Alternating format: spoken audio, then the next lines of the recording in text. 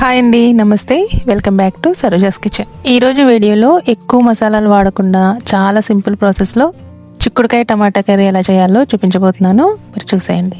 దీనికోసం ముందుగా stove on చేసి కడాయిలో 2 టేబుల్ స్పూన్ల వరకు ఆయిల్ వేయాలి. ఆయిల్ హీట్ అయిన తర్వాత 1 టీ స్పూన్ పోపు దినుసులు వేసి ఫ్రై చేయాలి. ఇవి ఫ్రై అయిపోయిన తర్వాత 2 పెద్ద సైజు ఉల్లిపాయలు తీసుకుని ఇలా సన్నగా కట్ చేసి వేయాలి. తర్వాత 2 కట్ చేసిన పచ్చిమిర్చి, 1/2 టీ స్పూన్ పసుపు, 1 టీ స్పూన్ ఉప్పు వేసి వీటిని ఎర్రగా ఫ్రై చేయాలి.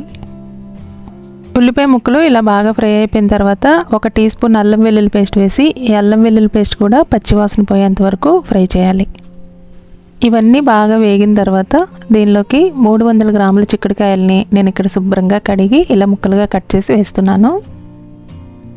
ఇలా చిక్కుడుకాయలు వేసిన తర్వాత ఒకసారి బాగా కలుపుకొని మూత పెట్టి మగ్గించాలి. వీటిని ఆవిరి మీదే ఒక 50% ఉడికించాల్సి ఉంటుంది. ఇలా చేయటం వల్ల చిక్కుడుకాయ కర్రీ టేస్ట్ చాలా బాగుంటుంది. ఇప్పుడు మూత పెట్టి వీటిని బాగా మగ్గించాలి. చిక్కుడుకాయలు ఇలా బాగా మగ్గిపోయిన తర్వాత దీనిలోకి 2 పెద్ద సైజు టమాటాలని ఇలా సన్నగా తరిగి వేయండి. వీటిని కూడా ఇలా ఒకసారి బాగా కలిపి మూత పెట్టి ఈ టమాటా కూడా బాగా సాఫ్ట్గా ఉడికేంత వరకు మగ్గించాలి. వీటిని ఇలానే ఆవిరి మీద మగ్గించడం వల్ల కర్రీ కూడా తొందరగా అయిపోతుంది, టేస్ట్ కూడా బాగుంటుంది. టమాటా కూడా ఇలా సాఫ్ట్గా ఉడికిపోయిన తర్వాత 1.5 టీ స్పూన్ వరకు కారం, 1/2 టీ స్పూన్ ధనియాల పొడి వేసి మొత్తం బాగా కలుపుకోవాలి. మీకు ఇంకా స్పైసీగా కావాలి అంటే కొద్దిగా గరం మసాలా కూడా వేసుకోవచ్చు. వీటన్నింటినీ ఇలా మొత్తం కలిపిన తర్వాత దీంట్లో వాటర్ వేసుకోవాలి.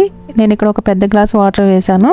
ఇలా వాటర్ వేసిన తర్వాత టేస్ట్ చూసుకొని ఉప్పు సరిపోకపోతే కొంచెం యాడ్ చేసుకుని ఇలా మొత్తం బాగా కలిపి మూత పెట్టి కర్రీ దగ్గర పడేంత వరకు ఉడికించాలి.